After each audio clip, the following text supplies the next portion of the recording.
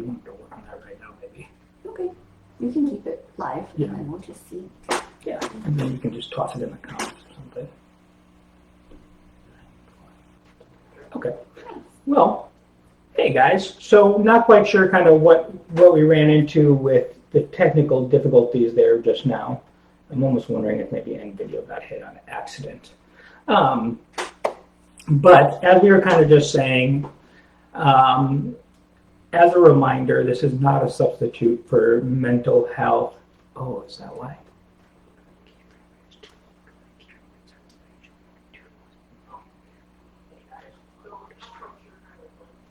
Okay. Okay. Well, anyways. But yeah, just saying that this is not an alternative to mental health counseling, that it is an educational standpoint. If you take a look at the original live that we just had, we ran into an issue with that live setting, so we had to kind of revamp it with this one. But in there, as well as down in the comments, we've got that information of how you can reach out for more additional help if you need it. So, but again, thank you. The whole idea behind this is that it is meant to be a fundraiser. That's my hopes. It will be a continued process where we get to do this regularly with the goal of this being free information. Obviously, you're welcome to join us, even if you can't donate. That's absolutely fine. That's absolutely understandable. And then just so you know, any of the funds that do come in, it is 100% going to people in mental health counseling and groups that have been impacted by the most recent rain. And so if you are wanting to donate, which I absolutely would appreciate, as well as with the men and women that I'm working with, you're welcome to follow the link that we have posted in the comments. It should be pinned there for you to find easily. That will take you to the homepage of our website at www.agmc.org, and that's all spelled out.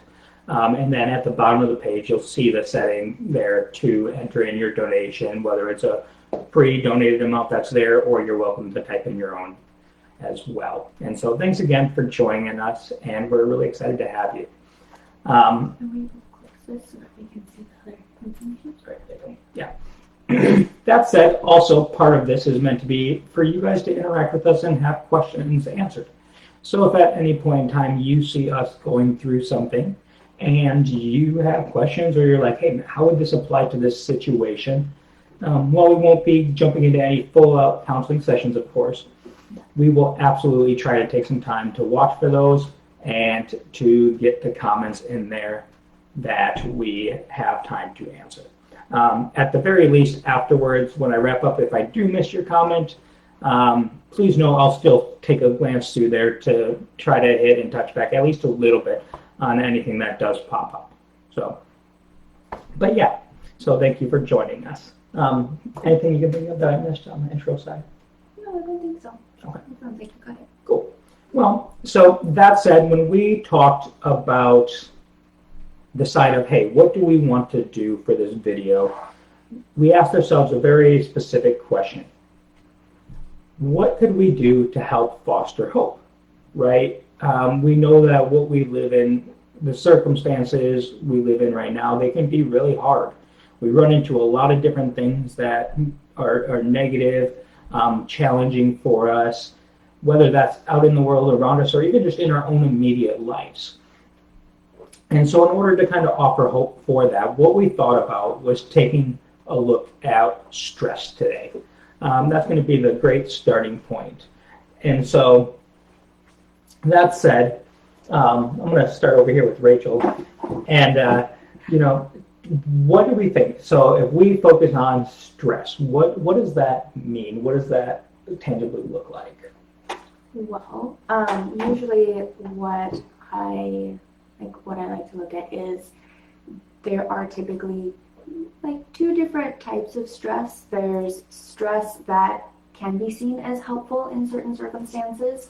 So when we're experiencing very low levels of stress, it's typically a good motivator. Like when I'm feeling a little bit nervous about something coming up, or just it kind of is in the back of my mind, it helps to motivate me to make changes or kind of work harder But when we're starting to experience like really elevated levels of stress that are more on the chronic end, where we're feeling it constantly all the time and it's starting to affect our ability to function in our daily life. Like it makes us overly overwhelmed. We're not able to concentrate. We're losing track of time. We're forgetting things. That tends to be more of the like unhelpful or what people call like unhealthy levels of stress, because again, it's affecting your ability to live your life in a normal way. Okay. The first one is like helpful. The other one is unhelpful. Okay, so yeah, that's what I was going to kind of comment on just now. It sounds like there's both the side where it can be a good thing for us, and then there's also the side where stress becomes and it becomes difficult. Mm-hmm. And so, right in that, stress itself is not meant to be either a good or a bad thing. It is simply an emotion. Now, I say simply because they are that. They are meant to be something that is there, it's simple, it's to communicate to us, right? And however, for all kinds of different reasons, emotions can start to become so complicated that we really just don't know what to do with them. And so that can make it a little difficult, right? But that's okay. That's part of what we're here to look at today. With that, one of the things that I wanted to talk about was a question that I've heard before, right? Can we become hyper aware to stress? And what I simply mean to that is not so much do we just notice it or fixate on it. Can it be something that fuels a really negative reaction when we start experiencing that stress, right? And the analogy I've kind of given, well, let me back up. The answer to that is absolutely, right? Anything in life that we maybe don't know how to handle or haven't handled well or had bad experiences in trying to handle or address it, right? All those things can be something that we become sensitive to. And that's a really normal process. It's a, hey, I've experienced this, it didn't go well for me. I don't want to experience it again. Mm-hmm. And so that can be an absolute normal part of what we experience with that. There's a human reaction. What was that? It's a typical human reaction. Our brains are wired to keep us safe, and when we experience something that causes us stress, that's seen as dangerous. And so our bodies kind of look for signs that are similar to that previous negative experience that was considered dangerous. And so we tend to want to avoid that because we're essentially trying to keep ourselves safe. We're like, okay, I don't want to experience that again because that was uncomfortable, dangerous, scary, sad, frustrating. Those are things that we don't really enjoy experiencing. And so to kind of protect ourselves from those bad experiences, our brains are wired to remember, okay, this, like when we were in this situation, something bad happened, so we need to avoid those situations. And that's when we can get caught up in kind of avoiding stress or kind of getting stuck in, oh my goodness, I don't want to be stressed. I don't want to be upset. I don't want to experience that. And like you were saying, we'll get kind of caught up in that. Okay. Yeah, the analogy that kind of came to my mind with what you were sharing is that side of if you've been in a car accident, right? I think there's a time I remember 3-4 years ago where I actually got into an accident and I accidentally rear-ended someone. And yeah, never a fun experience, right? But in the analogy where you're like, hey, because you said it wasn't even just a similar event, it could be something that has some sort of connection or relatability to it that can really cause and kind of exasperate that. Similar feeling, yeah. Yeah, and so what that kind of had me thinking about was when I first started driving after that accident again, like it was super exhausting, it was super stressful, I was tense all the time, and anytime I saw the red lights on the back of a car light up, my foot was slamming on the brake, like immediately. Because I had had such a bad accident where it was like, oh yeah, I ran into someone. Yes, so I need to make sure this doesn't happen again by reacting a lot more extremely than you would have before you had that experience. Yeah, okay, yeah, absolutely. And so in that, right, we want to recognize that as you guys are learning about these things, as it's being worked on, even as you see with my accident example, or just we have real life examples in our life where we have to get used to things. That process of working through that, and that taking time, is something so normal, right? I want to be clear in that.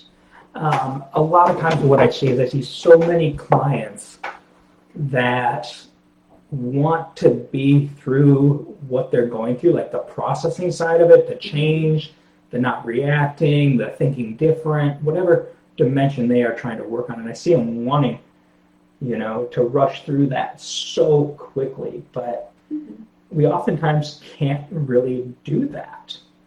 And so, what I can thinking is we could probably take a chance to look at the brain for a second.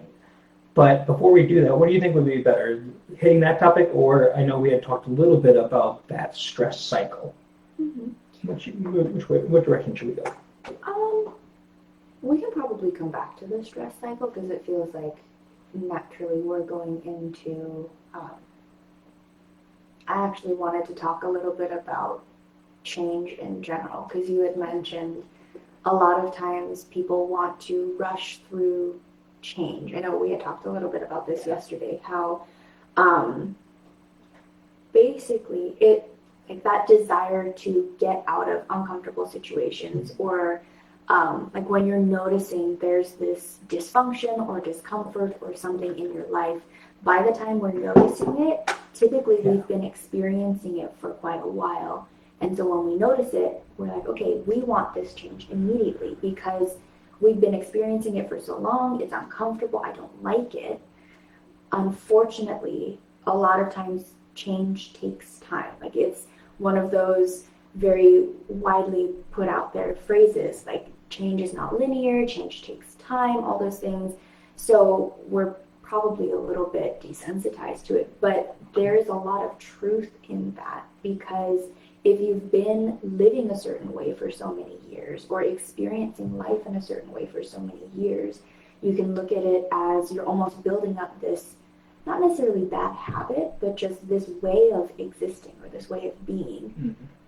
You can't change something like that right away. If you've spent 20 years of your life experiencing something a certain way, it's unrealistic to expect, okay, so now that I'm starting therapy or now that I'm talking to someone, in the next few weeks, I'm going to see immediate change. Like, yes, to a certain extent, there are certain areas of your life that you will notice change pretty quickly sometimes, but the lasting change that a lot of people look for, we get that impatient feeling of, okay, it makes sense. You don't want to experience this anymore because you've been experiencing it for such a long time. But it's also okay if it takes time because, like you were saying, with kind of how the brain works, I can kind of shift it over to you, how our brains typically change or shift, like what that looks like. Okay. Yeah. There's so much in there about kind of why we get caught in that, and that might be something we can come back to as well. But absolutely, talking about the side of the brain and how we work, right? Our brain is this magnificent thing. I don't even remember the number of how many thought processes we have a day. I want to say it's something like 10,000. I just remember it being a very large number.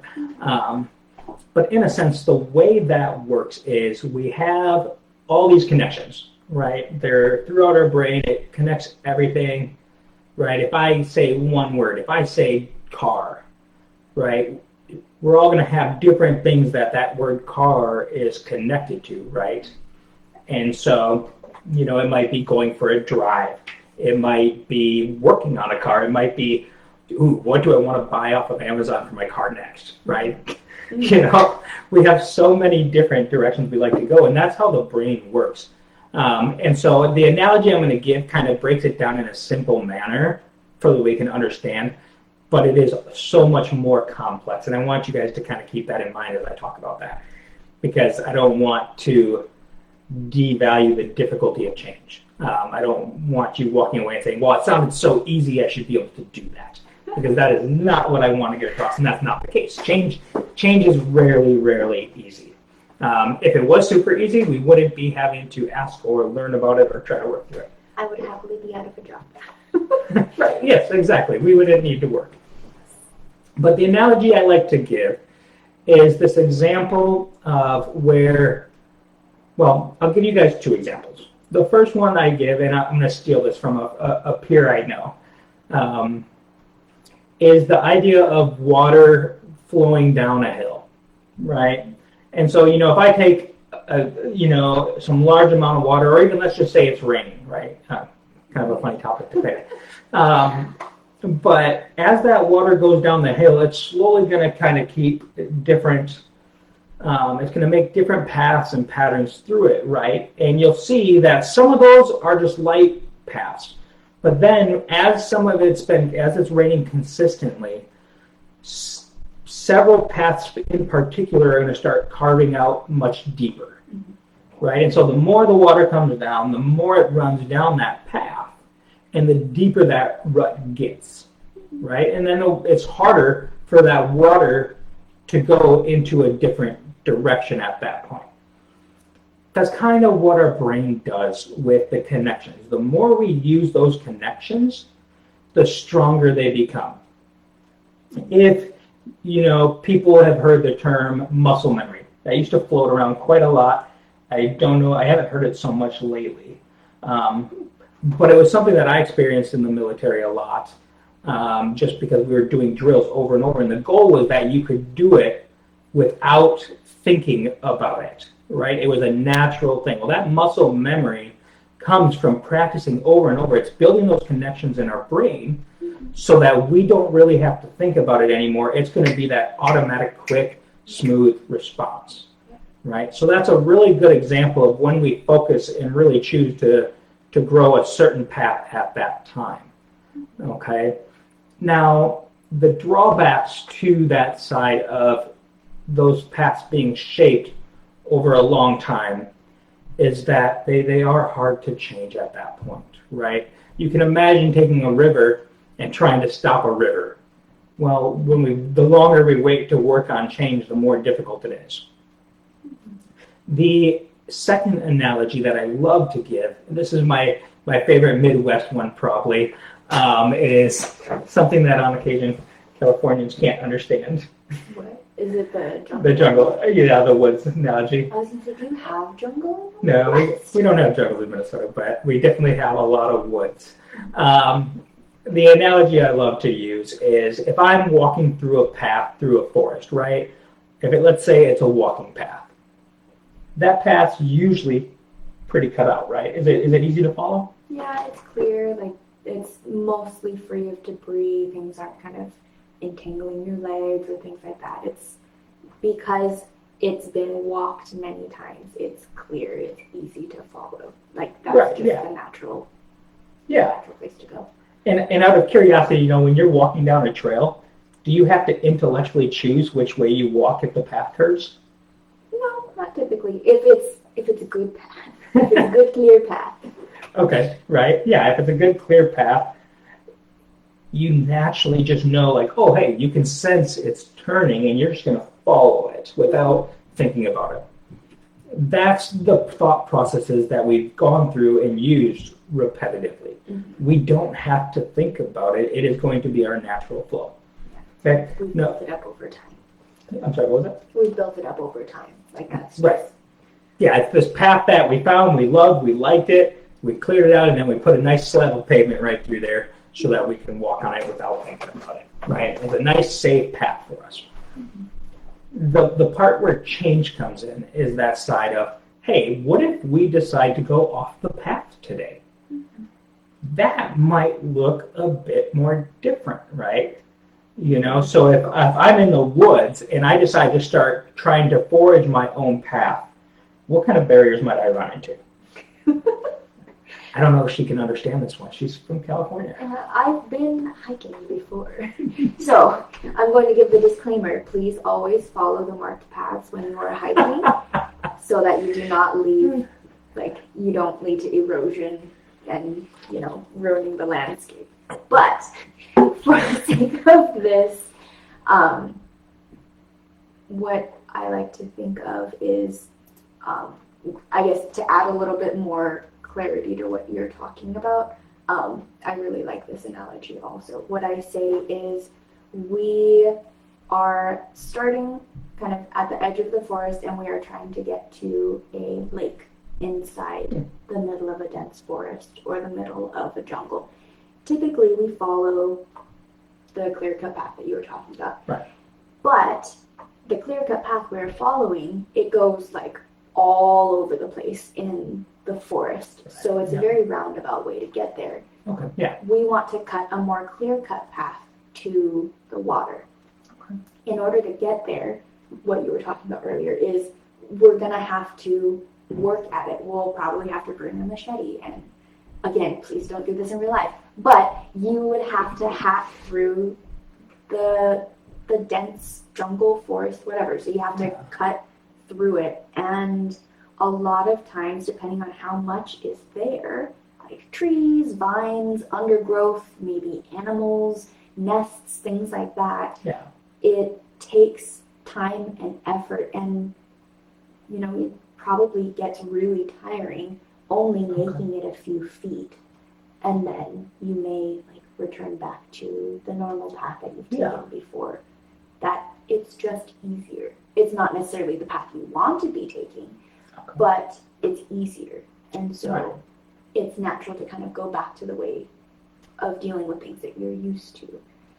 Making change, hacking your way through the jungle takes time and is exhausting. Even if you know the path that you're taking is going to be like long term, is going to be shorter, is going to be easier, is going to be more aligned with the goal that you have. Hey, I want to get from point A to point B in 10 minutes versus 30 minutes when I'm taking this roundabout way. So what I hear in there is, like, in a sense, you know the end goal.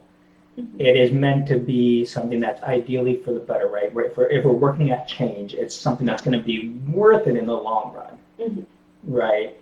But also that side of, we're going to run into those barriers. Now, to translate what those barriers are, right, that's looking at things like, hey, built up habits, stress factors, unhealthy coping mechanisms, thoughts and things we've been told or seen, right? And that doesn't even tap into like that side of trauma and the depth of what that looks like and how that impacts us, right? And so those are the examples of all those things that you're going to kind of, in a sense, bushwhack through, right? It takes that time, it takes that work. Rachel brought up a great point of, sometimes we're going to end up going back to the old path. You know, that is a normal part of change. And I know we'll kind of hit on that a little later this afternoon too. And so we'll definitely kind of take a look at, hey, how do we handle that? What's that mean? Those kind of things.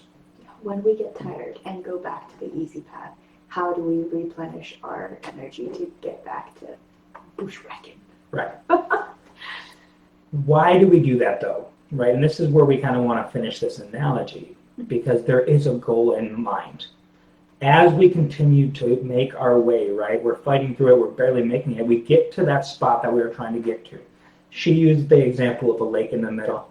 I always like the waterfall. I don't know if I've ever really been to it. Actually, I've been to one waterfall. And, right, we find this gorgeous, beautiful view there, right? It's that breath of fresh air. As we continue to go down that path over and over again, because right, we don't always just stay there when we go hiking, right? We go home and then we start coming back. For the sake of the analogy, let's say we start telling everyone about that path, right? So now everyone wants to visit this waterfall.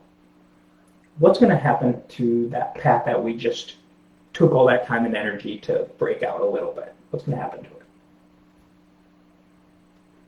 Are you implying that people will be also taking that path, and so Yeah. it'll be easier to carve it out? Yeah, Oh. exactly. So, to make sure that I'm understanding you correctly, are you referring to like when we have accountability partners or support people who kind of help reinforce that path?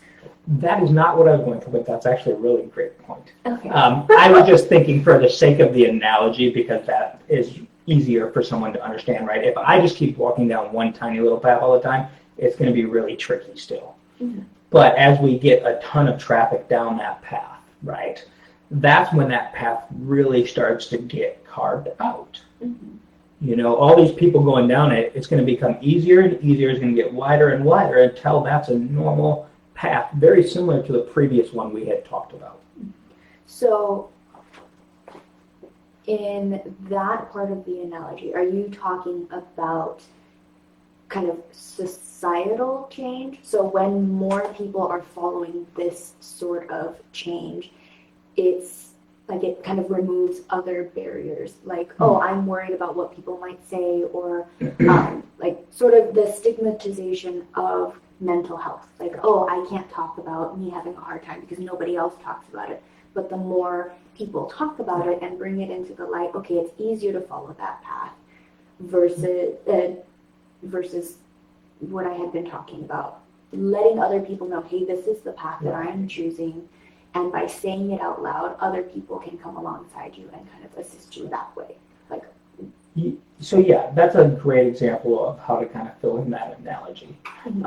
Realistically, I've always just used it as just an analogy because it stands out more when, like from a literal standpoint of how long it takes. Like, oh, I can comprehend, a ton of people walking down this path. Yeah, and it's more of a visualization. Right. Okay. Yeah. Okay. But phenomenal point in there, of course. Right. And so I love it.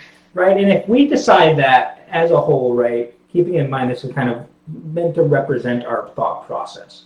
If we decide that, hey, this waterfall, this new way is so much better, I don't ever want to go that old way again, right? And everyone stops going that old way and we just stick to this new path. Mm-hmm. What do we do? What happens to the old path? It tends to get a lot more overgrown. It's harder to use that one because just nature happens and stuff gets in the way. And so we're a lot less likely to go back to kind of the easy way that we're used to. Not necessarily the easy way, sorry, but the path that is more familiar because it becomes less familiar and it becomes more overgrown. And so we're a lot less likely to kind of go back. That doesn't mean that we won't ever go back because there is always, like, there's something about familiarity. Even if we know consciously, hey, this is not good for me. I don't want to be doing this because it's familiar, because it's something we know what to expect. It's kind of a natural human thing to do. But it does tend to be a little bit harder because it's less comfortable because it's not something we've been pulling on constantly or consistently recently. We've been following this other path. Yeah, good examples, right? Ideally, what happens is we stop going and using those connections in our brain, right? So that old thought process, right? Those neurons die. Yes, the neurons die. But yeah, there's this ability of our brain has called neuroplasticity, right? And it's the ability to change and adapt and develop new paths, but also trim the old paths. And that's the amazing part of the human mind and how we can really change and grow and develop and let it be a lasting change, right? The more we choose those new thought processes that we're walking down, the more we try to implement those changes in our actions and how we're viewing things, the easier it is going to be for us to stick to that. And the less likely it is going to be for us to go down those old habits or patterns or thought processes. Now, again, kind of like I said at the very get-go, one of the most important things is to remember That is a very, very oversimplified way of explaining that, right? I do not want it to come across as, hey, I can just change my thoughts. It takes time, right? Rachel talked about the side of having support come in and having other people walk along with us. Those are some phenomenal tools to develop to help us work on change. That is something that I absolutely want to take a look at in another video, because it is such an in-depth topic that I absolutely love. It's one of my favorite topics to teach on.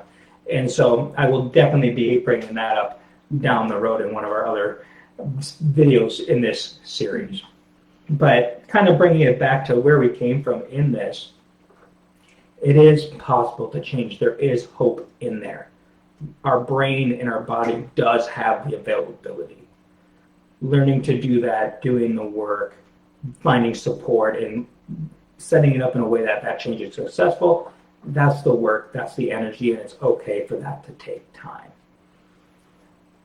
Any other thoughts on that, Rachel, that you can think of?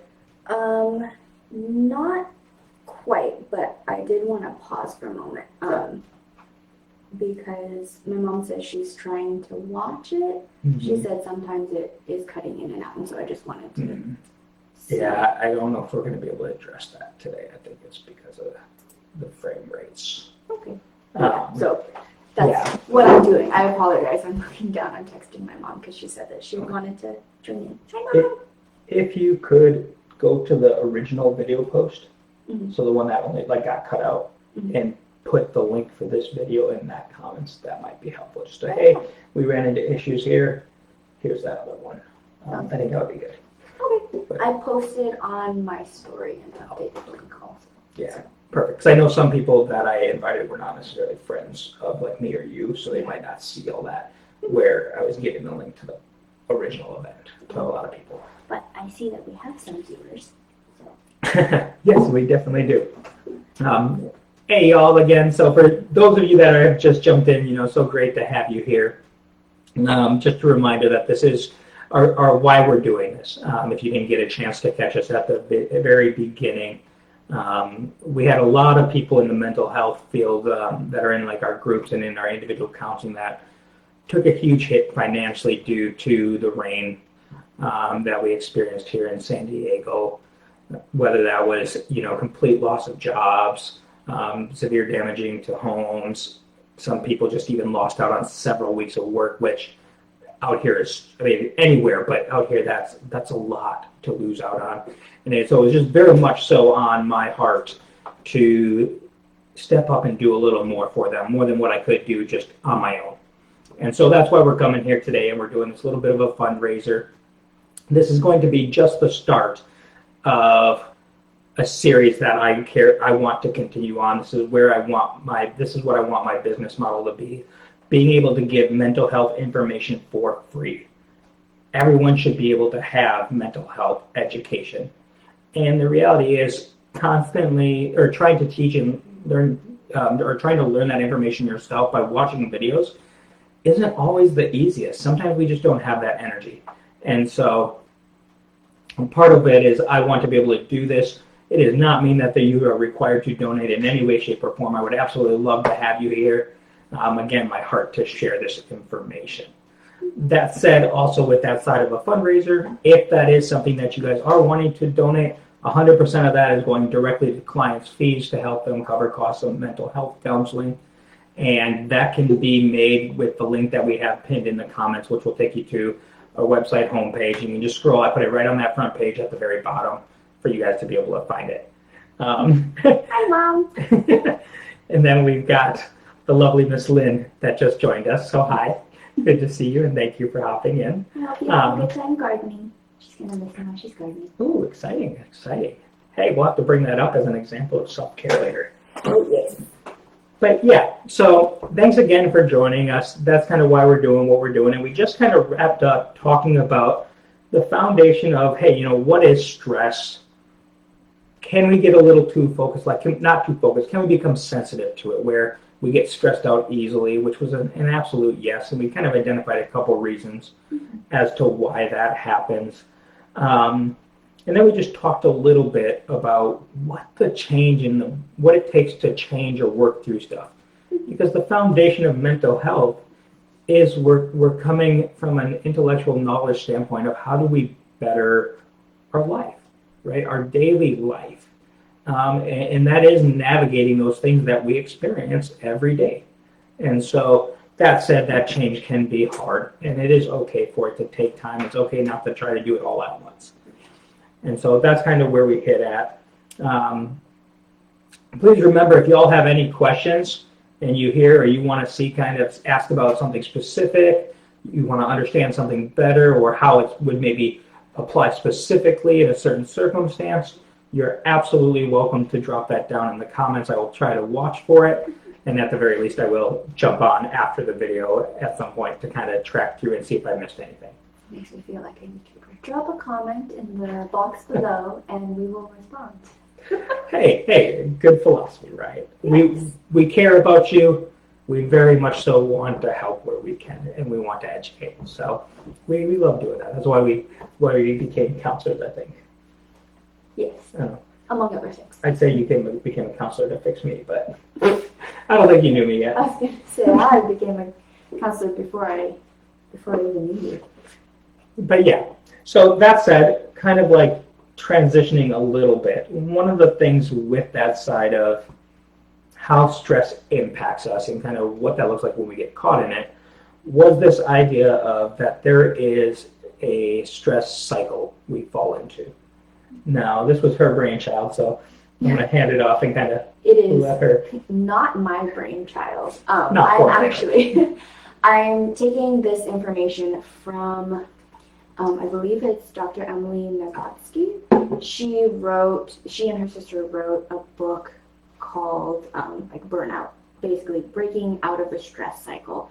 And so what they talk about in that book is essentially when we experience stress, whether it's something like a physical danger that we're experiencing or an imagined danger or an imagined anxiety, an imagined stressful situation, our body is not able to tell the difference between, I'm standing in the middle of a jungle and a lion is coming at me to kill me versus, I'm really nervous about going into this interview because I may be perceived a certain way or like I want to put my best foot forward.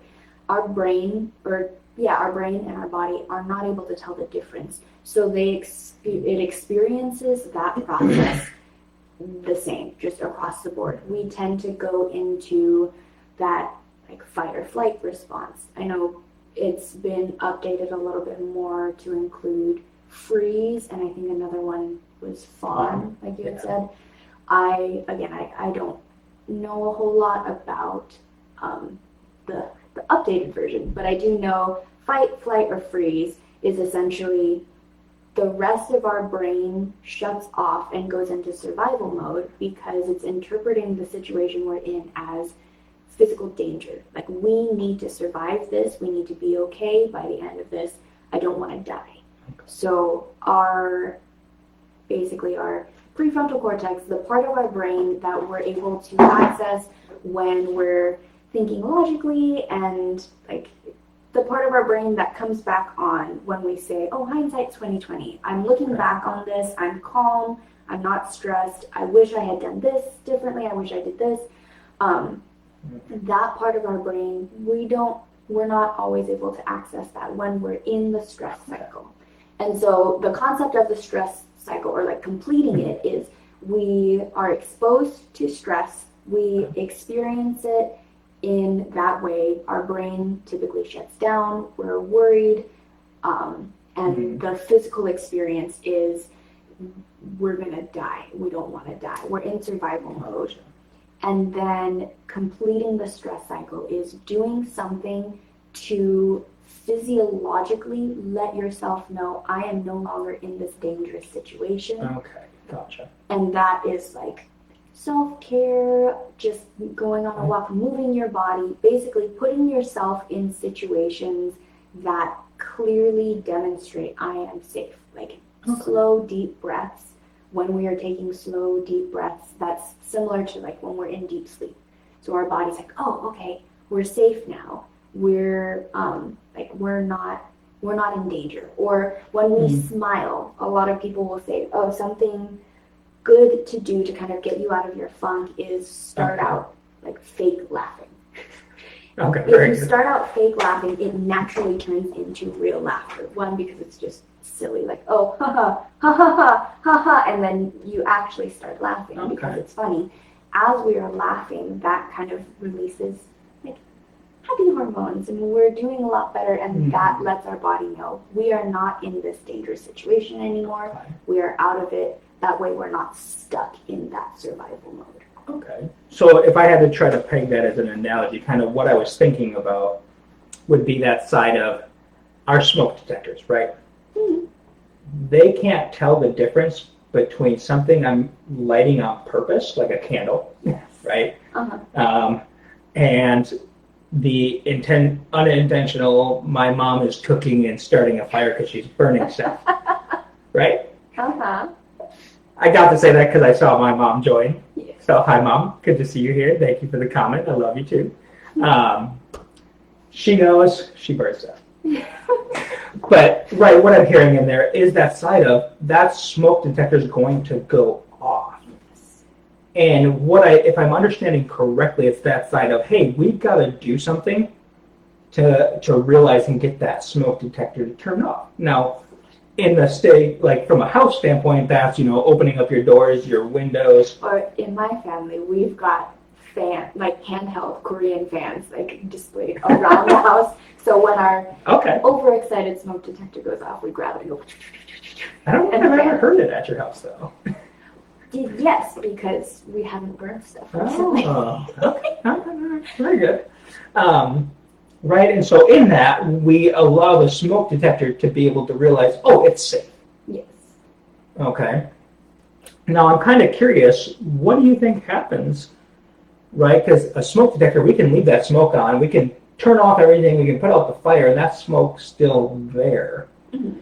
And then the alarm's going to continue to go off until eventually, over a much longer period of time, right, it will eventually shut off. And by then we've inhaled the smoke and it's not good for us. We probably have a headache. Things aren't great. Right. And so how does that kind of translate, or how would you say that translate to the real life side of when we don't get ourselves out of that stress cycle and it just slowly kind of dissipates? Yes. So that is usually when we see basically prolonged exposure to high levels of stress, being stuck in the survival mode of our lives. That's when you start to see higher levels of heart disease and just maybe muscle tension, and basically the research has shown that prolonged exposure to stress or trauma or elevated levels of cortisol being the stress hormone in our body, it leads to health problems down the line. It contributes to just not good stuff in your body, because we're not meant to experience those elevated levels of stress hormones for a prolonged period of time. High levels of adrenaline and cortisol in our body, it's causing us to function in a way that we're not meant to function. And so that's why it's important to be able to get ourselves out of that when we're able to. Okay. Yeah, those are such wonderful examples of literally what that stress can look like, right? A couple of points that I really wanted to address in there, just because we oftentimes don't necessarily realize it if we've been under stress routinely through life, right? I know myself, for so long I would just stay so busy, which on one end, when I was younger, I loved it. It was fun, and I had the energy to do it. I wasn't worrying about all these other life things that I needed to worry about, like bills and all that mumbo jumbo. And it wasn't until later that I realized that actually created a really consistent, like low to moderate level of stress, right? And that low to moderate stress. That reminded me of an analogy. You can continue, and then I want to interject an analogy that I remembered. Awesome. That low to moderate stress over time still does the same amount of damage. It's instead of it being, oh my gosh, there's a fire, I need to get out, it's that side of, oh my gosh, I can smell the smoke, I'm really stressed right now. And it is, so as opposed to that full escape, it puts us on high alert, if you will, right? Where we're paying a lot more attention to everything. And that doesn't come without a cost to our body. It is very draining, whether that's distracting us from things that we do need to be doing. It might be preventing us from experiencing things like joy, right? If I'm out trying to have fun with my family, but I have this low-grade stress and worry about something, I'm not going to be able to enjoy that. Contrary to popular belief, we cannot multitask. It is not a real thing, right? I'm going to have you remember that statement, that we cannot multitask. You'll have to refresh my memory. We can't think about multiple things at one time easily or without it pulling away, right? If I'm talking to you, I'm not looking, but the second I look over here, my focus and attention's not as much. It falters, yeah. Right, and so that's kind of the standpoint of what I'm trying to get at with that one, right? And when we do that, not only does it kind of pull us away from those moments that we're in, that then add more stress, right? Because then we miss our kids more. Maybe we didn't get as much done at work. It also takes that impact, it does damage to our body because kind of like what Rachel was saying earlier, it takes all our focus and says, we need to figure this out and get through this and survive. Our ability to care and maintain our immune system does not work well when that system is kicked in. Yeah, because it causes, similar to what I was talking about earlier with being in kind of the fight, flight, or freeze mode, like our survival mode, your body prioritizes survival over everything else.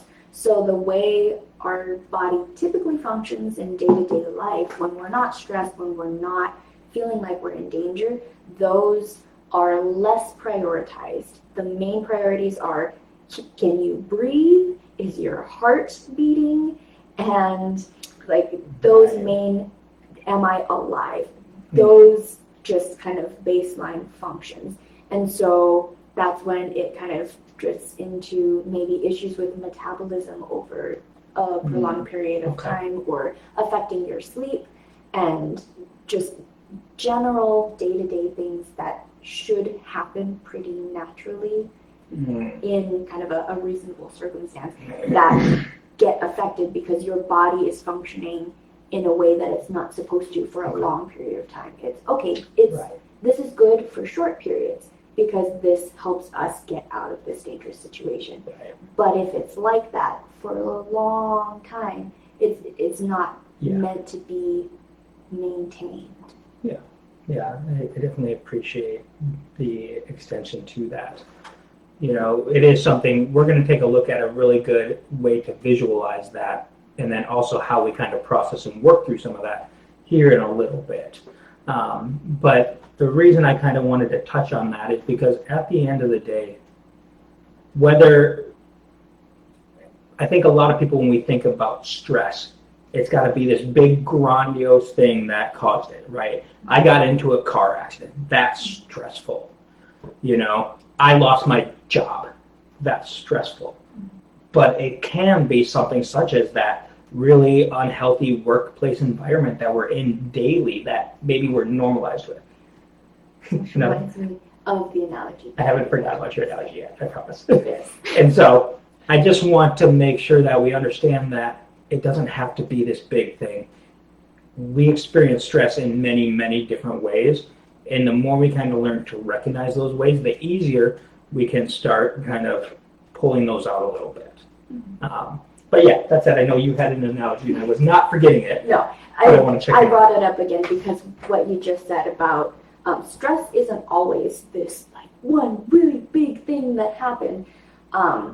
Stress is different. There are little things, and I think the analogy that I like to use, because I know a lot of times people will say, oh, I really don't feel like I should be stressed about this, or I really don't feel like it should be affecting me this much because it's something so little.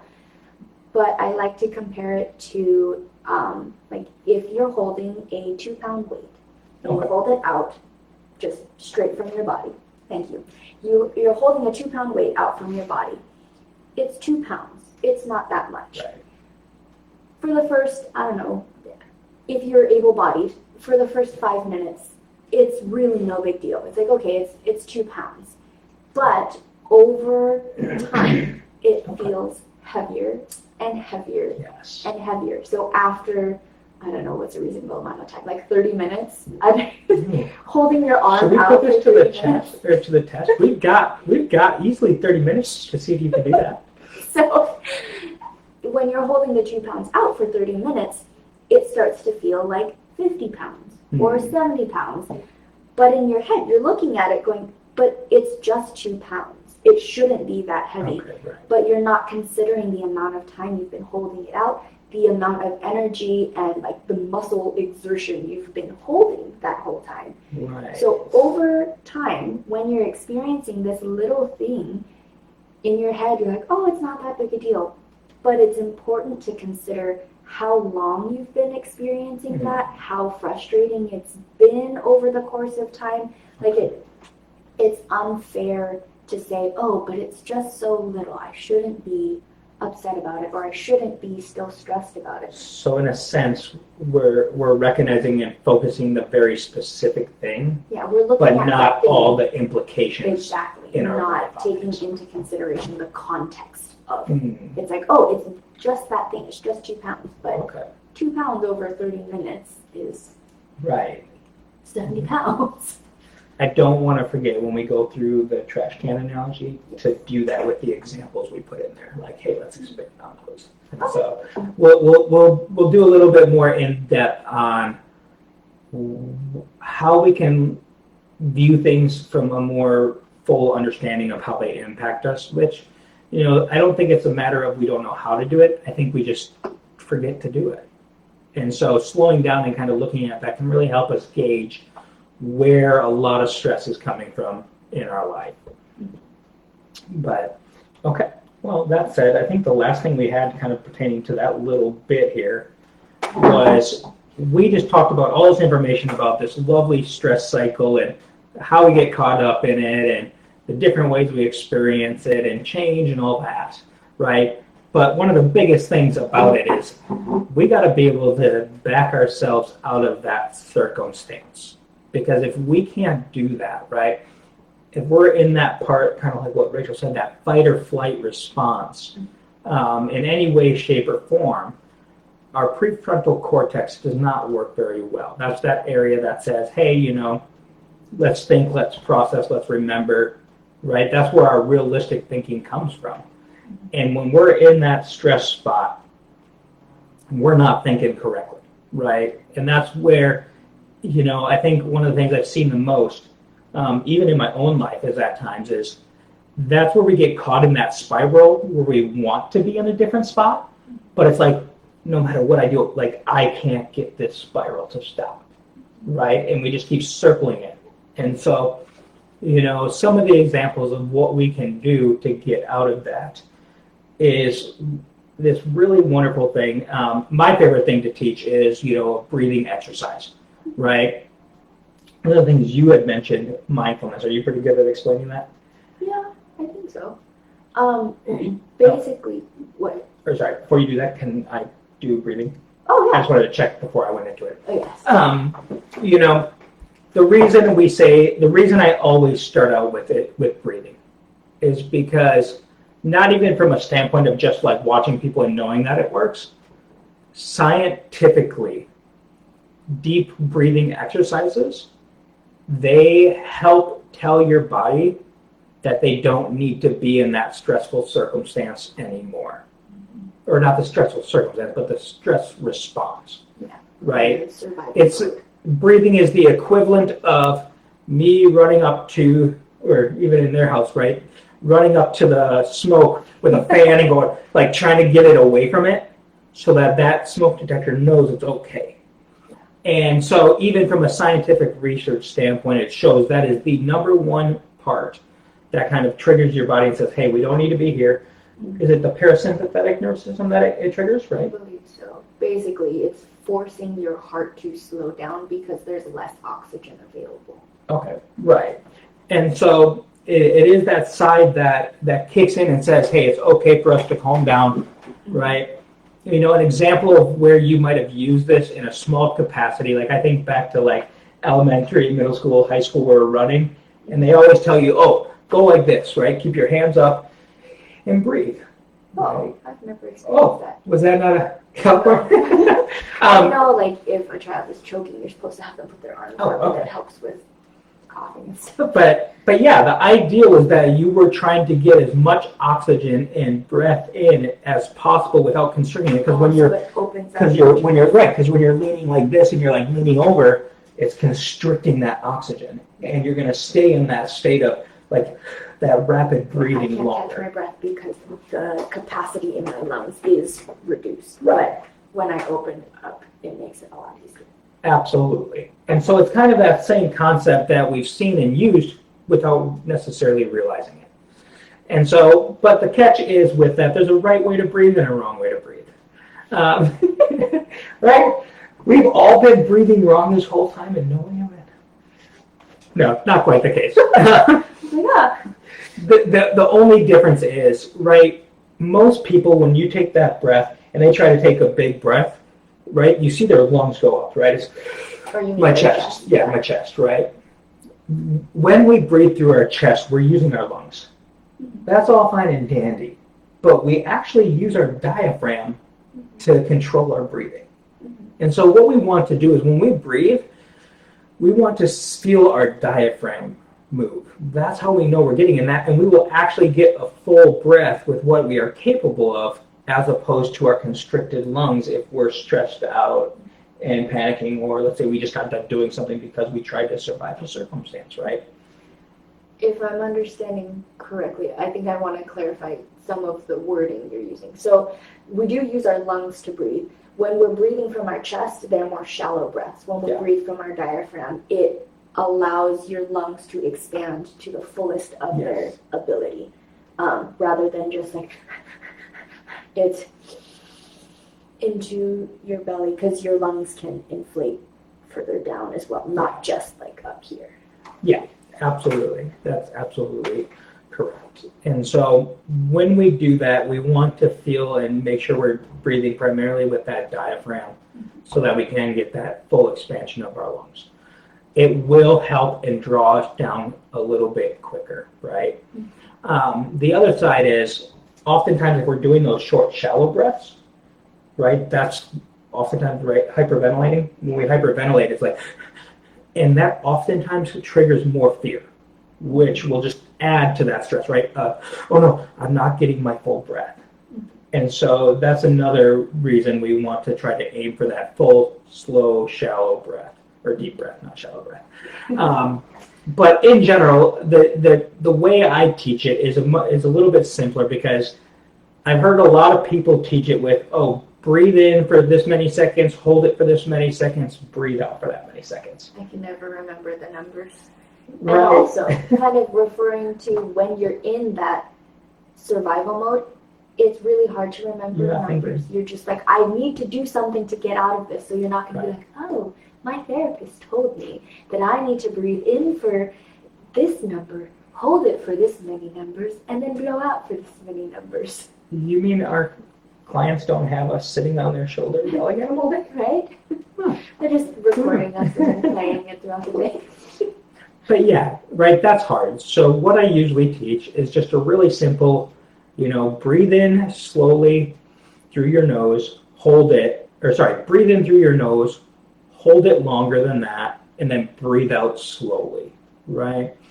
And I always encourage people to do it 3 times, right? So it's that breathe in, hold it out through your mouth and slowly. And I will encourage people, you can even see just now as my tone of my voice came down, right? That's because I've done that a lot, and I've practiced that side of letting it calm me down. And so as we kind of go through that and as we practice it more, it will be easier to start recognizing, hey, where am I holding on to that tension? Because if I'm just going, right, I'm still wound really tight. I'm still caught in that. You're getting dizzy and lightheaded also. Yes, dizzy and lightheaded is not a good thing when you're already struggling. And so I always encourage people to go through it 3 times. Check in on yourself. Where are you at? Right? Because what I'll hear clients go from that 8 or 9 to that 6 or 7. Mm-hmm. That is still really, really high up there in that stress cycle. Mm-hmm. And so I always will encourage that, hey, if you do that and you haven't caught it back down to that 5-4 area, once you go through it once, do it again. Go through it 3 more times. Because it will continue to do that. You are not limited to going through it 3 times and being done. Right? And so you can keep doing that to kind of rein that in. Continually check in with yourself to see, okay, so now that I've done this for X amount of times, right, I think I need to do it for a little bit longer. Or I've done it this long, I feel good, okay, I don't need to do it anymore. Yeah, absolutely. Something that I like to add to, not everybody has them, but they're becoming a lot more regular. If you have a smartwatch, if you have a Fitbit, if you have an Apple Watch, any of those things, look at your heart rate as you do this. Look at your heart rate as you are breathing, and you will see the number go down. Like if you are breathing in and then breathing out for longer than you're breathing in, it is something visual that you can look at that will go down. Your heart rate will go down. Yeah. Yeah, it's funny. I laugh in my head. That should be a game. Let's see how well we can get it to go. Well, within reason. Again, we are not medical doctors or anything like that, so I cannot say what a healthy or like a reasonable heart rate range is for you. Right, absolutely, absolutely. Again, within reason. Please don't pass out. But yeah. Do it safely. The last little thing I'll throw out there, because again, that when we're in that really stressful circumstance, we're not thinking. Trying to recall that activity just when you're panicking isn't going to work. So we want to lean into that way that brain works that we talked about earlier, where we get those connections there and we utilize that muscle memory. So what I will usually encourage a lot of my clients with, especially at the get-go until it's become a normalized thing for you, pick a time to practice that daily. Mm-hmm. Connect it to something you do routinely. Whether that's, hey, right before I go to bed, or which would be a great one to help you calm down, right? Or, before lunch, if I'm going to go sit down and lunch, and I sit down for lunch and I take a half-hour workday or break during the workday every workday, great. Pair it with that, so that when you sit down, you practice it, because then it starts to become that normal routine. So that when you really do need it, it's a lot easier to recall. Correct. Because it's just a normal part of your daily practice. Right. And so it's absolutely a way to kind of to solidify that into in a tool that's going to be effective, right? If I go, now we're in San Diego, Padres are big, we'll do baseball. Right, if I go up there and I get a brand new bat and I'm not used to playing baseball, right? I've got this amazing, super awesome, wonderful tool that's probably perfect for the job. But if I don't use it and then I'm expected to go up there and use it for a moment that counts, right? Yeah, good luck with that. That doesn't go well. It's going to feel awkward, uncomfortable, or you're just not going to remember the bat and you're going to walk up and go, oh, no, I don't have it. Because using a bat is not part of your typical daily routine. Right. I'm not supposed to remember bringing a bat with me when I'm going here. Yeah. Yeah, exactly. It is not going to work well for us. It's the same thing with mental health skills and techniques and knowledge. You are not expected to get it perfect right off the bat. That's not going to happen. Right off the bat. unintentional or unintentional. Yes, we're definitely not going to be able to get that on our first attempt. It takes practice, even as mental health counselors. When we are applying the skills we teach in moments that we need them in our life, it still takes practice for us. I'm very bad at practicing them, and I forget most of the time. I tell other people to practice them, but I forget. Right. Yeah. I even think about it like if I haven't done my deep breathing in a while, then when I go to actually do it, because I'm like, oh, I could really use that today, it's not as effective as I'm used to it. It takes me a few times to get back in the swing of it again. We're doing good with this. But yeah, so that's kind of my favorite technique that I like to teach with people. Now, I know you said you had mindfulness. Would you be able to share an example of and kind of walk through what that is and how we implement that? Yes. So mindfulness is kind of a buzzword that has been thrown around quite a bit. I like to describe it as basically bringing your consciousness or your awareness to the here and now, like present moment right now. What is my physical experience of what's going on around me? Because a lot of times what happens when we're stressed or anxious or stuff is going on, our brain likes to run ahead into the future or kind of ruminate in the past. And so we're not really paying attention to what's going on right now. If I can real quick. We talk about that past and future. Mm-hmm. And it's so good to recognize those 2 points in particular, because constantly sitting in that past is often associated with symptoms of like depressiveness. Mm-hmm. And that side of constantly sitting in the future, right? Those are often correlated with those signs of of that anxiousness. Yeah. And so it is very much so kind of like that example earlier where I said, hey, if you're with your kids and you're worrying about work, you're not going to be as focused with your children. Mm-hmm. Well, same thing when we're trying to do things in life and we're caught in those 2 spots, it does really pull away from the here and now. Mm-hmm. And that's absolutely a skill we can develop. Yeah. And so, sorry, I just really wanted to connect those correlations.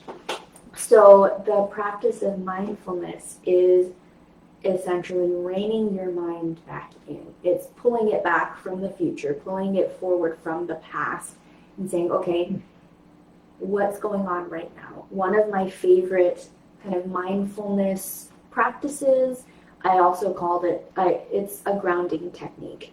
I call it 5, 4, 3, 2, 1. You're using all 5 of your senses. So when you're noticing yourself getting overwhelmed and like your mind is wandering and you want to just center yourself. I don't always remember the senses in the right order. It's not really important. There's not a right or wrong way to do it.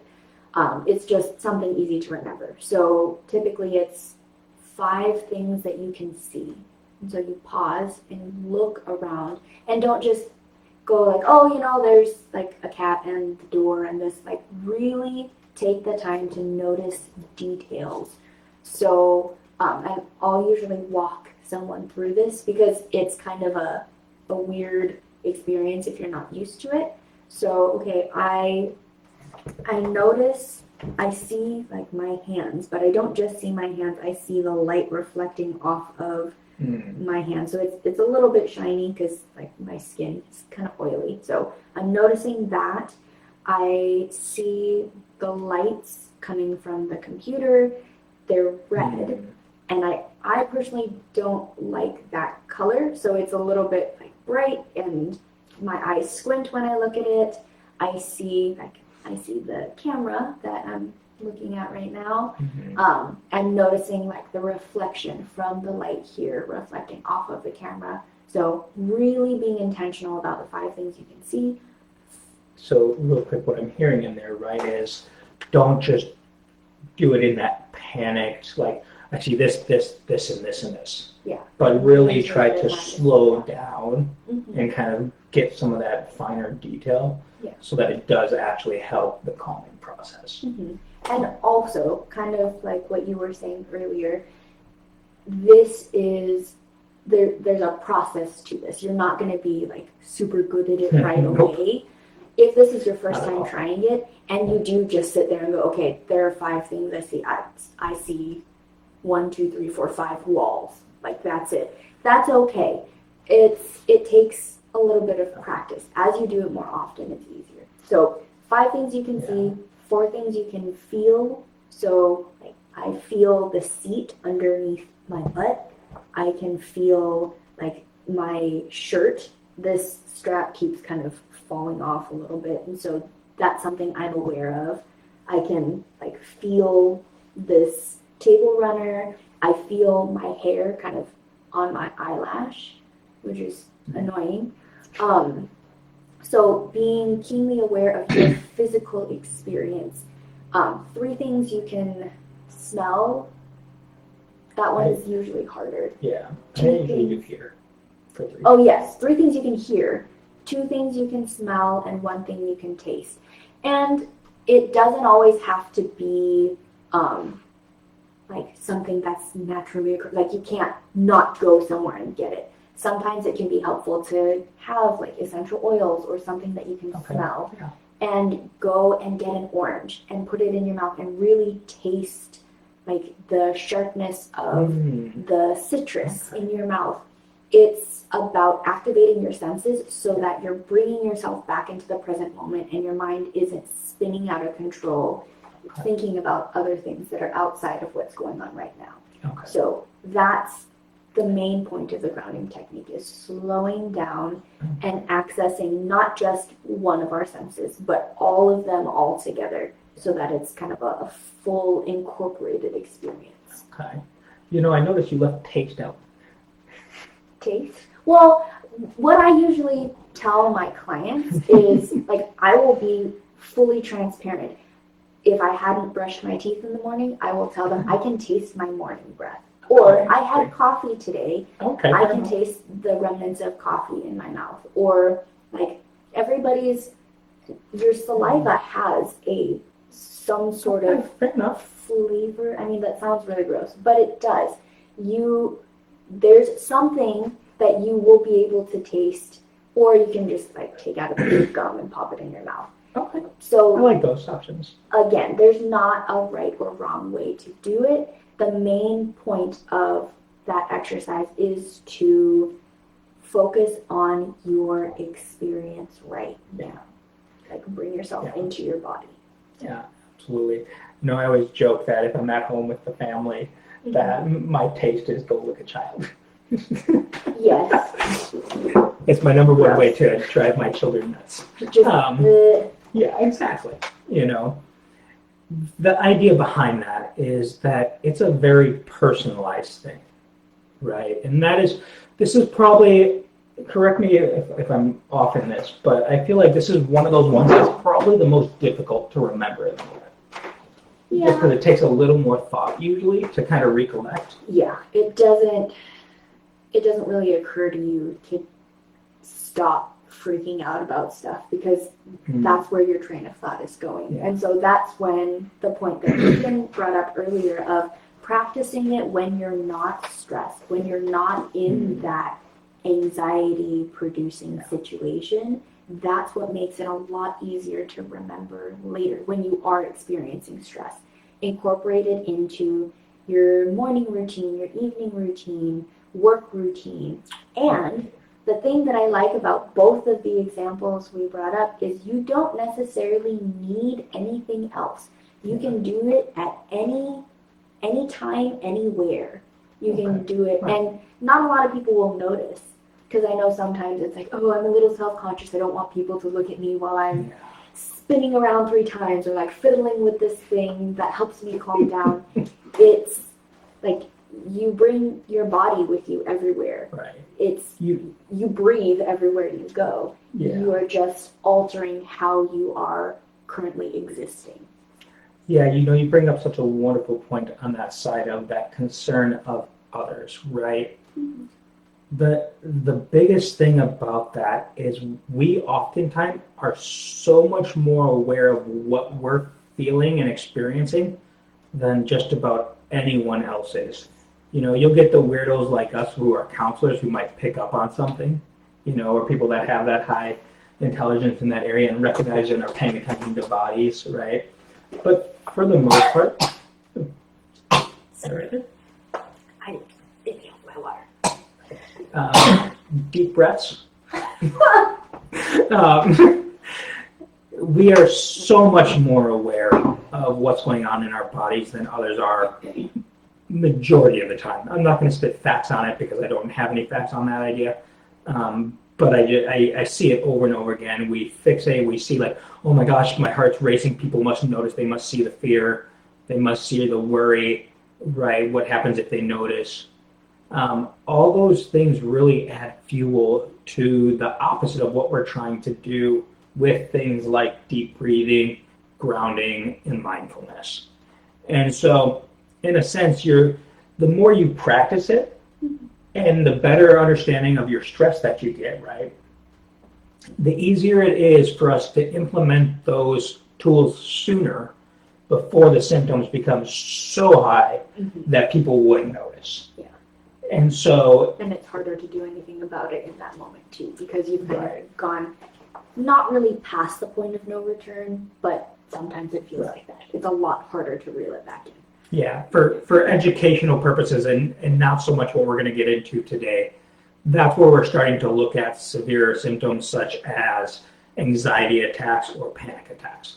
When it goes to that extreme, and there's definitely things that can help with that. It's not something I'm going to dive into today.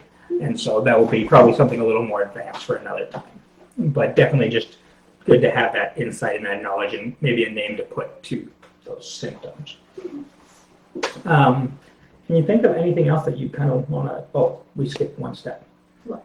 But kind of like the last thing. So once we go through and we kind of get and catch our breath, right, we want to then step back, right? And instead of, instead of focusing on this immediacy right here, we want to step back and start to look at the whole picture. Because oftentimes the whole picture isn't quite as bad as what we're really, if we got caught in hyper-focusing on someone. Yeah, or something. Not so much stepping back from the here and now. The here and now helps ground us and get us out of our tumultuous brain spinning cycle of, oh my goodness, everything is terrible. So once you're able to rein that in, you're good. Then you're able to take a step back and look at, okay, what was I worried about? Like, what was the thing that my mind was taking and running with? Like, oh, if I do this, then this is going to happen, and then this is going to happen, and then this is going to happen, and it's going to result in nobody's going to like me, and everyone's going to think I'm a failure. When that's, once you've reined in your brain and you're able to take a step back and look at the big picture of, okay, if I were, like, if the worst case scenario were to happen, would it really be that bad? Again, this is not, this is a pretty blanket statement, so this does not apply to every situation. There are some times when the worst case scenario is, like, it would be absolutely terrible and devastating. So I'm not talking about those situations. But when we get really caught up in, I'm so worried about this, when you're able to take a step back and look at it, okay, at the end of the day, I will be alive. I will have, like, a roof over my head. I have my relationships. Yes, this person may think differently of me, or yes, I may not get this job, but at the end of the day, I am alive. I will be okay. If that happens, it happens, and I will deal with that as it comes. And I can, again, all of this within reason. Like, there are certain circumstances where you won't have a roof over your head, or you won't have your family, or you won't have a job, and that is absolutely devastating. So I'm not talking about those situations, because those are very, very serious. But for the smaller things, like, oh, if I say something wrong and my friends think I'm annoying, and then that is, like, absolutely devastating. Well, yeah, then it is devastating, because that's the first experience with relationships you're ever having. And again, we'll get into that's a whole nother thing to get into. But being able to rein our brains in, take a deep breath so that we're not freaking out, and then take a step back and look at it. Sometimes putting things into perspective helps a little bit, helps us realize, okay, this thing that we were so stuck on for so long maybe isn't quite as bad as we were making it in our minds. Right. So in a sense, you're applying the skill set that we weren't able to apply at the initial moment of panic. Because that part of our brain that is able to consider that and think logically about it has shut off. So once we are able to re-engage that part of our brain because we're calm. I gotta ask, I thought it was amazing. Can you show your little flip your little thing? Okay, I love it. You gotta show it. I think I learned this in undergrad in my child and family development course. So basically, you make a fist and you tuck your thumb in. This is our brain. And these figures, this is the prefrontal cortex part of our brain. And then inside is, I believe it's the amygdala. This is the part of our brain that kind of keeps us alive. Basically, when we're calm and are able to think logically, all of our brain is engaged. We're able to reason and, like I said earlier, think logically. It makes, you're able to sequence out certain things and stuff. Your brain works the way that you want it to. To give a quick example for that, right? Just think about, like, when you're really groggy and tired, let's say, right? You're trying to think, you're trying to focus, it's just not working, right? That's kind of an example of what happens when we hit that fight or flight. Like, we want it to work, but it's not going to in that moment. Okay, I'm not sure, because I was talking about the prefrontal cortex. Yeah, I jumped ahead. Sorry. Oh, okay. I got a little excited. So, when we get to that point that Keegan's talking about, so not necessarily when we're groggy in the morning, because I think it's just that part of your brain hasn't woken up yet, too. But when we are in a stressful situation or when we get really heated and we're super angry, a lot of times it's described as like flipping your lid. So this part of your brain becomes disengaged. It's shut off. You've flipped your lid, and this is the only part of your brain that's really working right now. This is your amygdala. That's the survival, fight or flight. This is going to keep me alive. My heart is beating. I'm pumped with adrenaline, and I'm getting ready to freeze, run away, or fight my way out of this situation. And so that's when you're really angry with someone, and you're in an argument or a fight or a confrontation, you've flipped your lid, this part of your brain disengages, and that's when like really petty things come out, or people jump to conclusions, or they're like, you say something really hurtful that as it's coming out of your mouth, you realize you're knowing, why am I saying this? Like, that's not what I want to say, but it's coming out anyway, because this part that would stop that from coming out of your mouth has been disengaged, and this is the only thing that's working. Yeah, I think a good extension of what you just said, specific to that example, right? A lot of people have been in a circumstance where they've said something, and they couldn't remember what they said. Oh yeah. Right, and Because that is the remembering part is also shut off. That's a great example of where that position is taken over, and we're not processing anymore. Right, we said all these things. These are all those feelings and thoughts that have been carried with us that are really deep. So those are those connections we talked about. They're there, but at that point we're not mentally there, and it's just kind of all coming out without the floodgate wide open in a sense, because that prefrontal cortex is what allows us to rein that in and process and decide things like, how much do I want to say, what's healthy to say, what is not nice to say, right?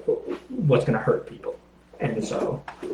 And then kind of wrapping it all up in a nice little bow is by practicing like grounding techniques, mindfulness, deep breathing, that helps us kind of re-engage the rest of our brain so that we're able to be more like calm and reasonable and think more logically. Like, okay, so I don't necessarily want to say this because if I do say this, then this will happen and this will happen. Like the sequencing part of our brain re-engages, so we're able to make more sense of our behavior. But that can only happen when we are no longer in fight or flight. And so take those deep breaths, bring yourself back.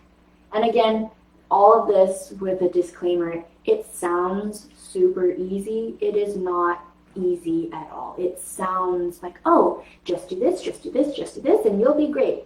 That's not what I'm saying at all. It is a very long process. You're gonna mess up. You're going to do really well sometimes, and then you're gonna not do super well sometimes. It kind of goes back to the change topic that we were talking about earlier. Right. It takes a lot of effort hacking a new trail through the jungle. So there are going to be times you're going to go back to that other path of flipping your lid, of not remembering to do your breathing exercises or things like that. It's a very normal thing. So in other words, what I'm hearing in there is it's okay to have grace for ourselves. Yes. Right. You know, even on our very best days as counselors, we make mistakes. We get caught up in that. We have to work on it. We have to own our mistakes, apologize, all that fun jazz. And ideally, that side of grace is something we want to see in our relationships and also within ourselves.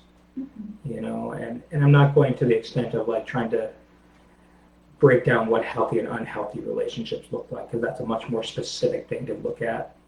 And with a much more varying degree in how we identify that kind of stuff.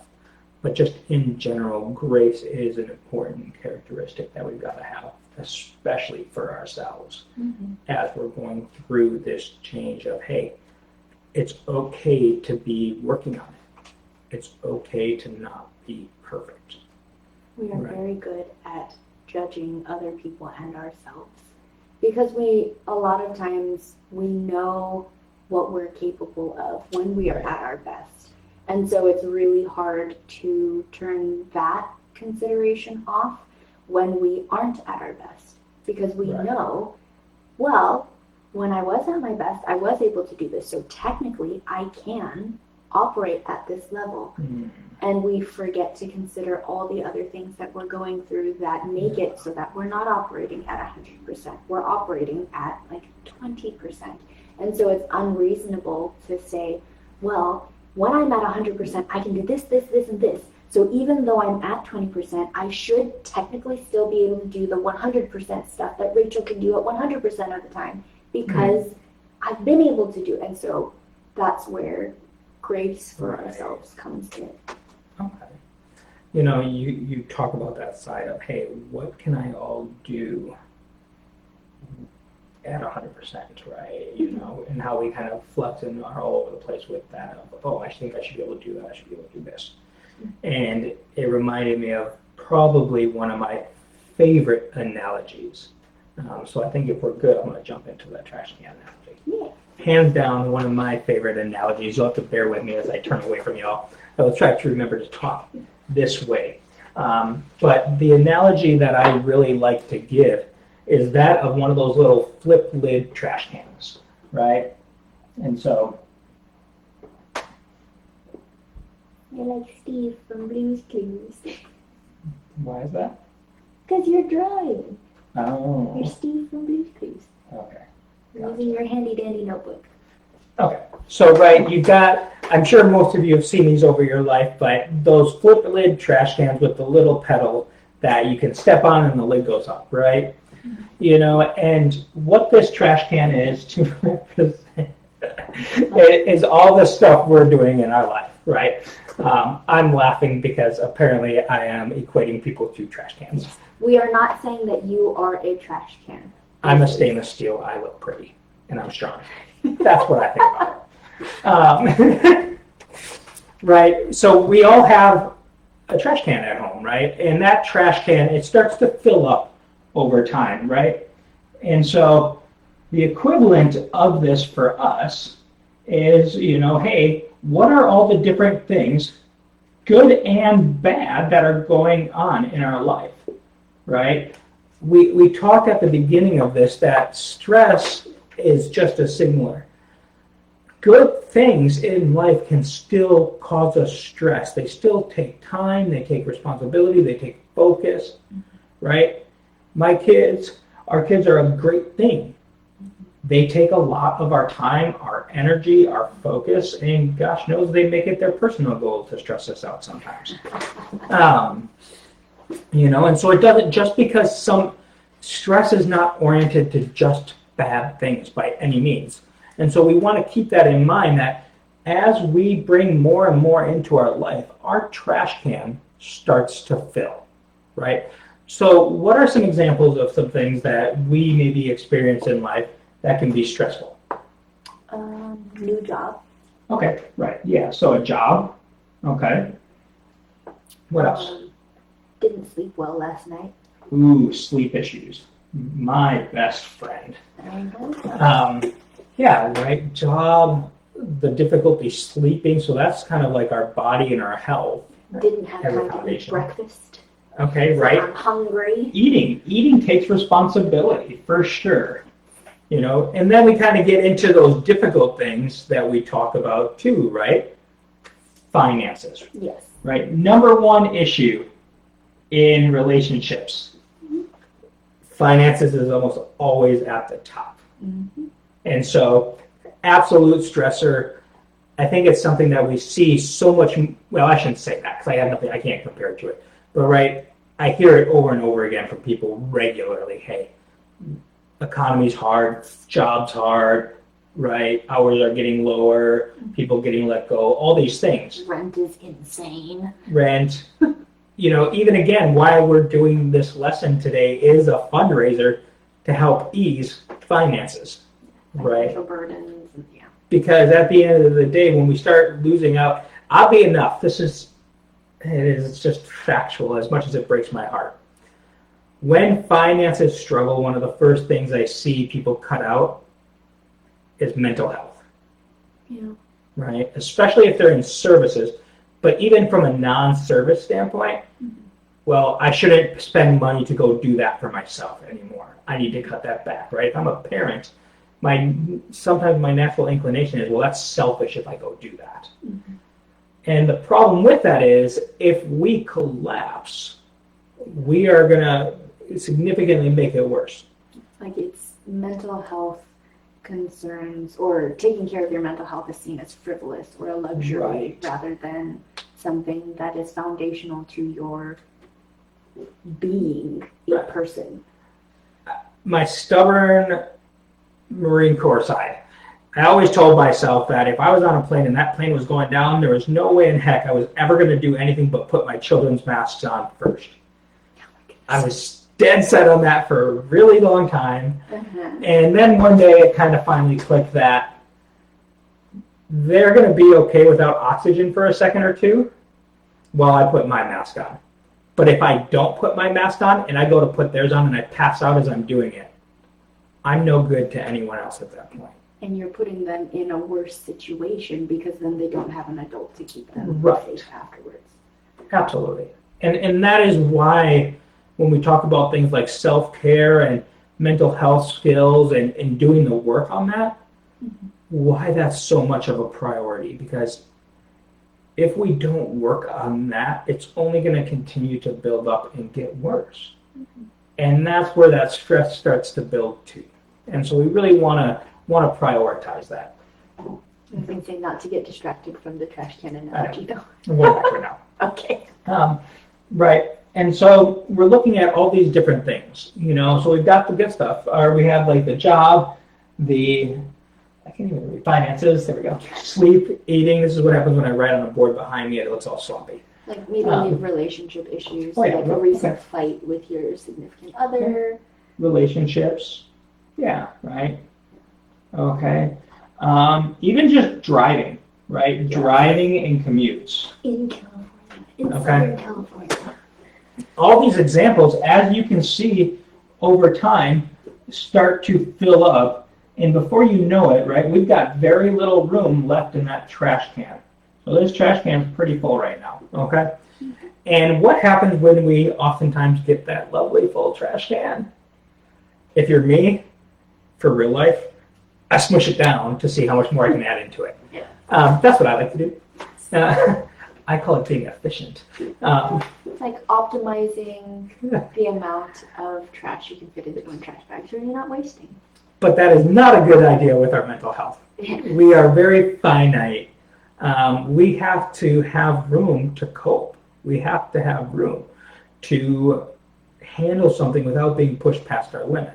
Mm-hmm. And so the more and more we stuff in there, right, we take a look at that from the standpoint of we're using unhealthy coping mechanisms. I shouldn't say unhealthy, because sometimes they are unhealthy, but ineffective coping mechanisms would be a better word. Not helpful. Right. They're not helpful in getting close to. And so that would be the things that we do where we use that to push this lid down and make that stuff stay inside, right?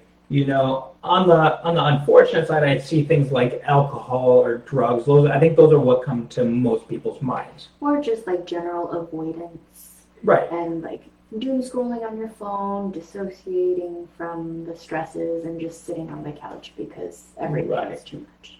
Yeah, absolutely, right? These are things we're doing to try to not overreact to what we've got building up, but they're not actually taking away what we need to do. And so what happens is then when we're running at that max and we're out and about, something small is going to go to that spot where we end up flipping our lid again, right? And that's what this little pedal is down here, right? This is the ridiculous little thing that we probably shouldn't react about more often than not. Some random person cutting me off on the road where I just finally lose it, right? And I'm like slamming on the horn, or maybe I pull up alongside them and I'm trying to yell at them, right?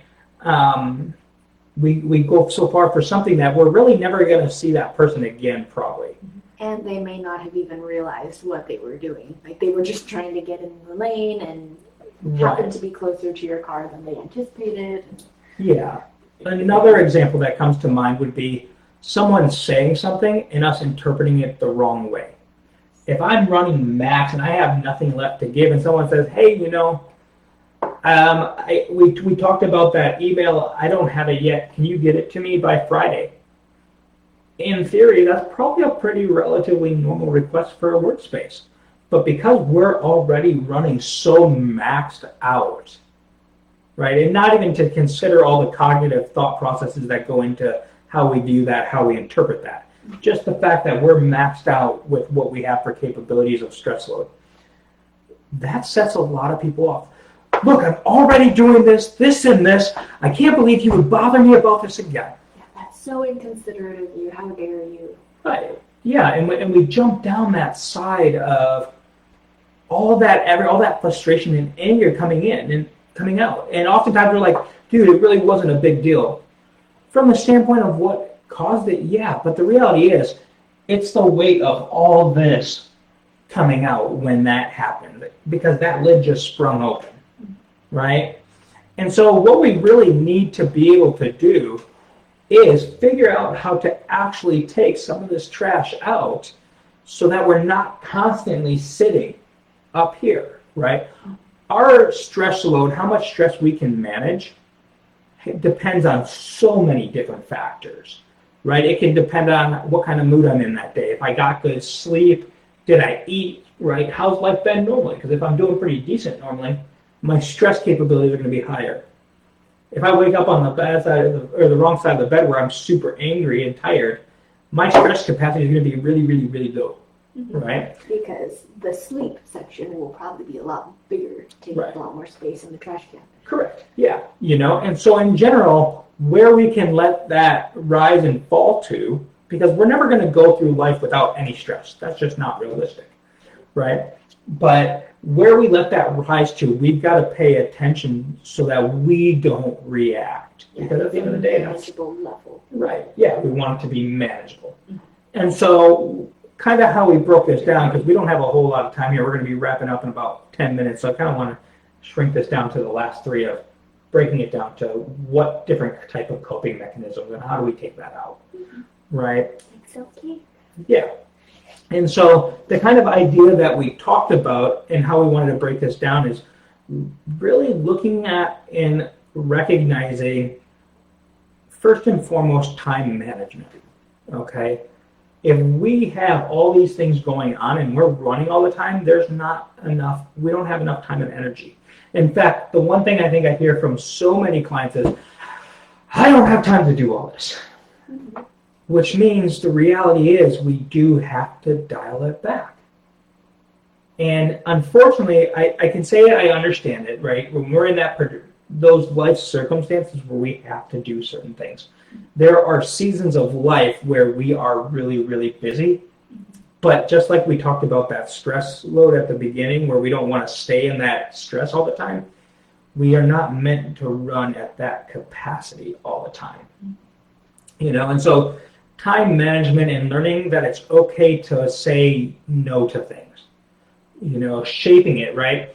If I know I'm going out of town in 2 weeks and I've got a bunch of work I've got to get done between now and then so that I'm not stressing work on that vacation, I might have to trim back on some of the fun hobbies I want to do or going out to dinner with my buddies just for that season in preparation for going out of town because I'm having a lot of extra work right now.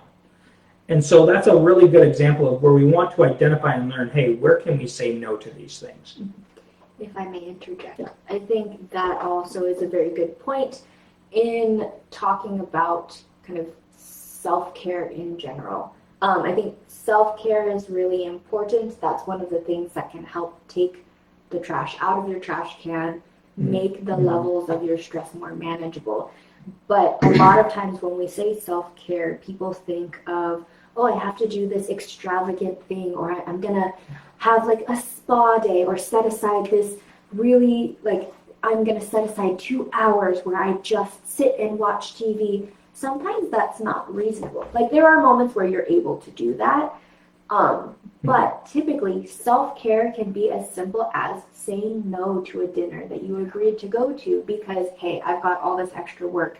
Self-care isn't always something fun and wonderful that you want to do. Sometimes it's, okay, I need to prioritize this over this because at the end of the day, if I do this thing that I want to do that's fun, I will end up being more stressed later down the road because I have to deal with this consequence.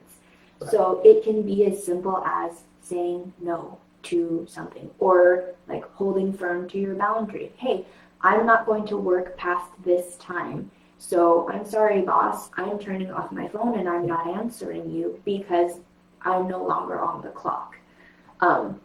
Things like that to protect your stress level from going up.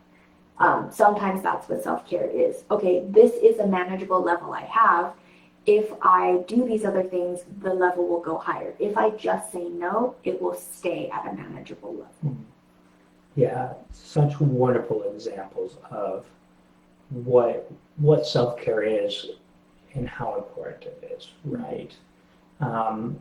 I think all too often we feel very selfish, or at the very least, very self-focused, right? And that's a big topic for another time as to kind of how we process and work through that. Mm-hmm.